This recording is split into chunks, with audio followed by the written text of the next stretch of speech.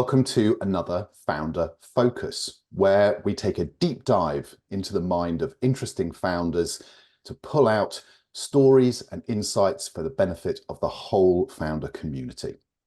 My guest today is Matt Mower, founder and CEO of SaaS service AgendaScope. Matt, welcome. It's great to have you here. Thank you very much. I'm excited to be doing this. A little nervous, but yeah, it's good. That's all good. Do you want to give us just a very quick overview of AgendaScope for those who don't know the brand? Sure. So AgendaScope is a tool for teams to basically help them execute strategy better. So we help them decide what's important, where they should be putting their focus, what are the knotty challenges that they must engage with and fix to enable the next stage of their growth or their journey. Awesome. Yes, decision making. I suppose the rhetorical question is, what are we but the decisions we make? Absolutely. Great stuff. So I'd like to ask you a few quick questions, if that's all right, to understand the AgendaScope journey better. Let me start with this one.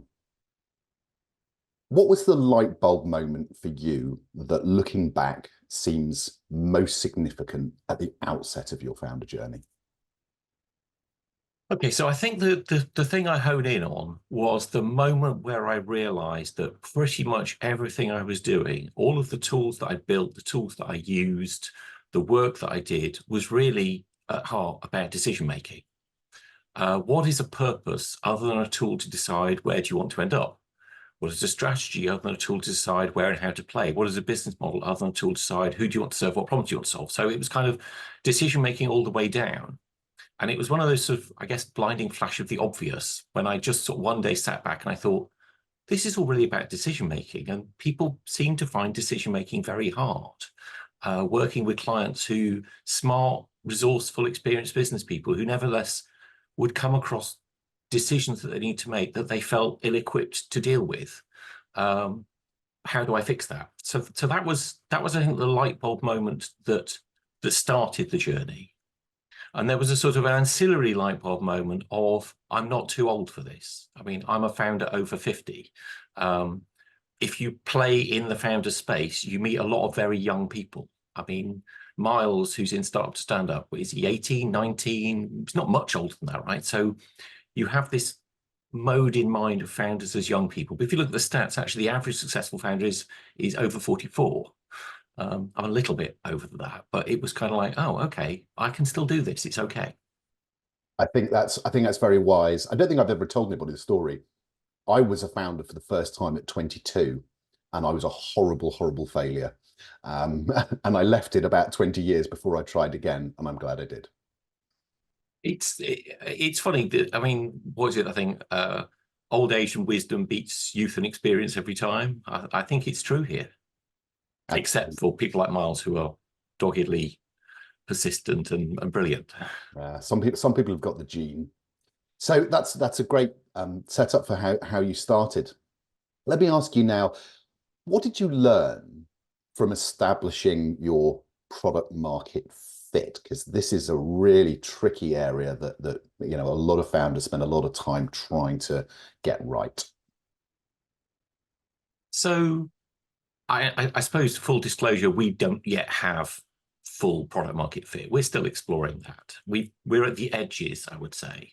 But I think in doing it myself and in helping a lot of other people with theirs, I think the observation that strikes me most is that your initial lens becomes very dominant. The way you see what you imagine to be your customers at the beginning is almost a tunnel that you find it very hard to escape from. And then what happens is you tend to increment on the lens you have, rather than smashing it, throwing it away and saying, start from the beginning. And I confess I'm guilty of this as well. It took me a very long time to walk away from our initial product market fit set. Even though, and to be honest, they probably still are a product market fit for a later evolution of our business. And maybe that's what made it harder, was they seem really great. And that made it very hard to walk away. We spent months trying to access a customer that in the end we go, we can't talk to these people. So I think that it's a sunk cost fallacy a little bit as well, because you put a lot of effort into researching your customer set. It feels painful to go, we got this wrong. Actually, we have to go right back to the beginning and start again. So I think the thing I've learned is there is no substitute for the brutal, we're wrong. Better to acknowledge that now, as painful as it is, than acknowledge it later.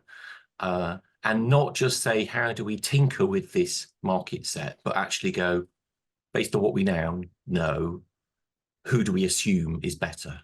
And I guess there's also that word assumption. Your product market fit is an assumption until customers are buying in droves, but can very often become a fact for you without you ever really acknowledging that phase shift. That also makes it quite hard. So just for the benefit of our audience today, can you describe the sorts of teams and the sorts of situations that you think AgendaScope best addresses? It's a great question. So we've got two, what we think of as sort of ideal customers. One we call scaling disruptors. So these are typically startups to scale ups, raised, say, $250,000 to about 5 million, probably chasing some kind of break even or bigger funding event. And what we call step change navigators. So these are typically SMEs and upwards, where they're targeting some kind of growth event or potentially an exit event. And in all cases, it's about their ability to harness speed and agility, that they have no room for missteps, that they find communication is hard to sort of hard to get right, and they may have a lot of problem with time wasted in meetings. That's a big problem across sort of all businesses, and they tend to invest in tech as an accelerator. And I'd say, sort of from a personal perspective, they're ambitious, they're curious, they know that better is possible, and they want something that enables them on that journey to get the better that they're looking for. Yeah, that's an interesting one, especially, yes, as you say, those step changes where it's difficult for, I mean, all founders are in a position where everybody will have a different circumstance of people around them. Could be advisors, could be a board, NEDs, whatever, other voices. And at those times of, I suppose, of critical decisions, our biases kick in ever harder. And so actually who we listen to, what advice we take, and whether we're sort of smoothing that out and being as logical as we can be, often emotion and biases take over, don't they? They do, yes, yes. And if you don't have anything that can help you interrupt that, that can then almost become dominant. And of course, we know that one thing leads to another, right? So the way you handle one issue or problem will have an influence on the way you handle future issues and problems or opportunities. And so doing incrementally better, each time better leads to better. Being stuck leads to being stuck, leads to being stuck, leads to being stuck. And so you need something to help you interrupt what could be a potentially difficult pattern. I think you've shown the value of your proposition very nicely there. Great job, Matt. Thank you. So let's move on to another question. What support or resource has been most significant in helping you on your founder journey? So an obvious answer is Startup to Standup, because I've been a member of the community for about 1.5 years, I guess, and it's just been an unfailingly good place to be, full of other people on similar and different journeys, but connective tissue around you're trying to achieve something under difficult circumstances, often working, if not alone, then certainly loneliness being a factor. So Startup to Standup is a very easy resource to call out and say, this has made a material difference to my journey. Perhaps less obvious is my chairman. Now, in a business of my size, it's perhaps unusual to have a chair. But what I've found in working with a lot of startups is having a chair, even when the board may just be you, your co-founders, and a chair, having a board driven by an experienced chairperson makes a massive difference. Having somebody with the experience of doing what you want to do really helps to drive you. And since we brought our chair in, it's made a massive difference to the business, right? So my chair's a gentleman by the name of Peter Charlesworth. He's ex-Sun Microsystems. He's got a history of growing and scaling and managing businesses. He's seen a lot of what it takes. So he has both domain expertise. He understands what we're doing. He's been in boardrooms and management teams for his professional career, but also he has experience of running businesses. So he holds me to account. He challenges me. He tells me about things, behaviors and modes of being that I adopt that are not helpful. He helps remind me that it's what the business needs that's important, not what I need personally, for the business to succeed.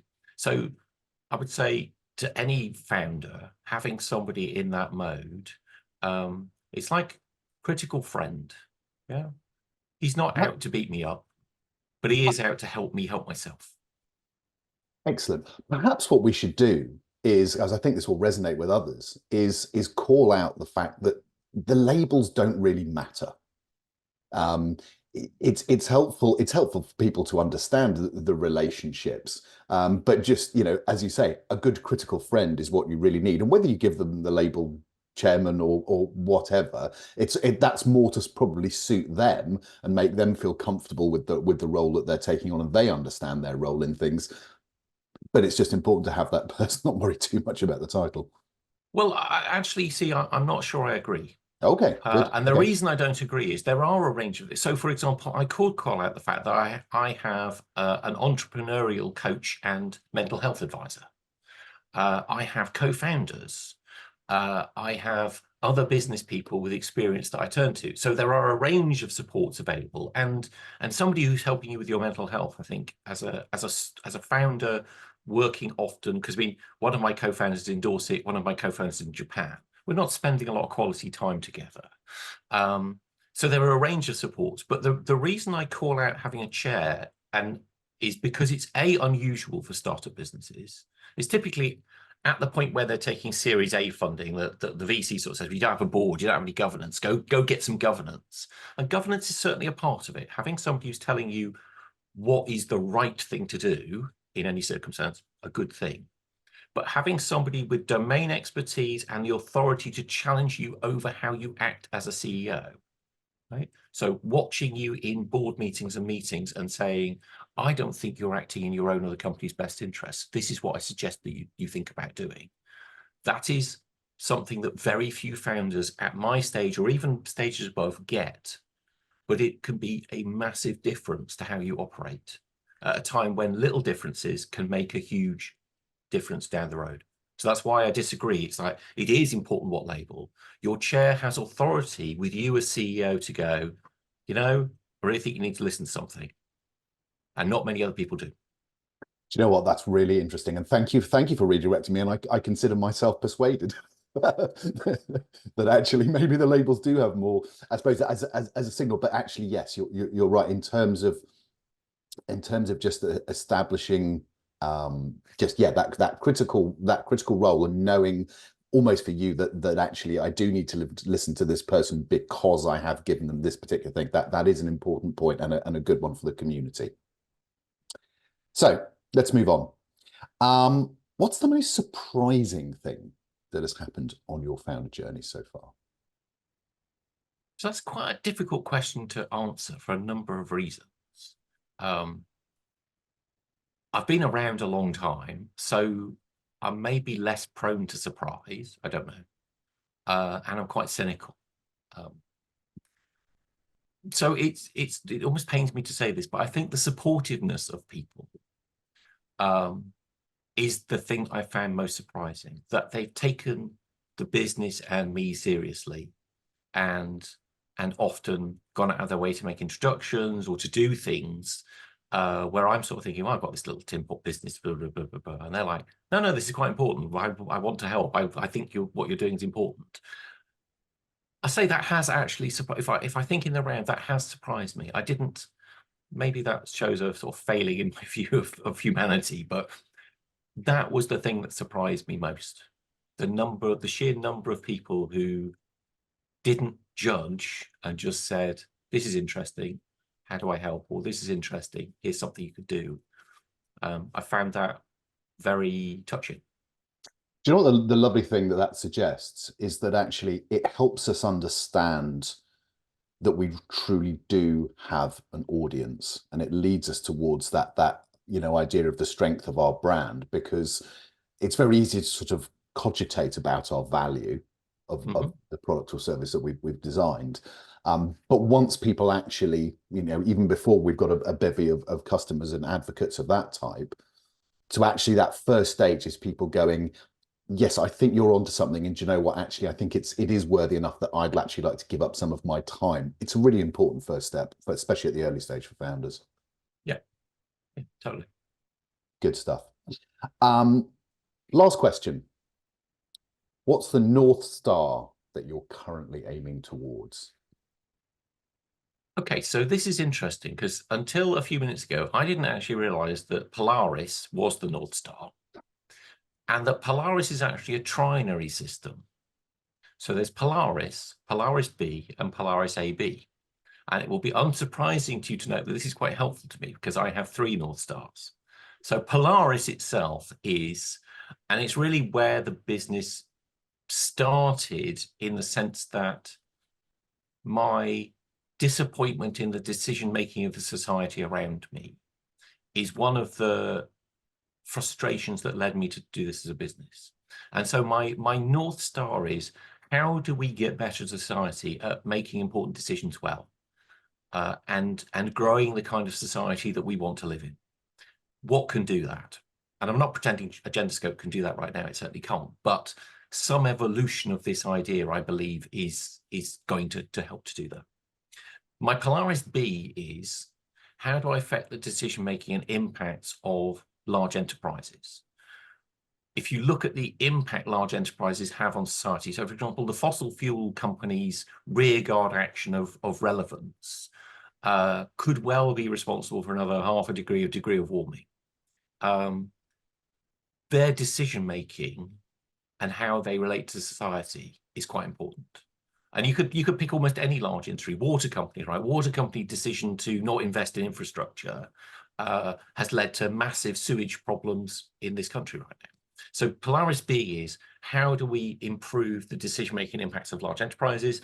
And then Polaris AB, which is, I'm imagining in astronomical terms, it's just ever so slightly close to the other two, is how do we change the decision-making and success of startup, scale-ups, and SMEs, which have such a huge impact on society. I mean, there's thousands more SMEs and startups than there are enterprises. They're employing people, they tend to funnel more money to communities. So how do we change how they work and make them more successful? So Polaris AB is the one I'm aiming the rocket at right now. I'm kind of hoping it glances off onto B and then onto Polaris itself. Do you know what? I think that's a wonderful series of stages for you to go through.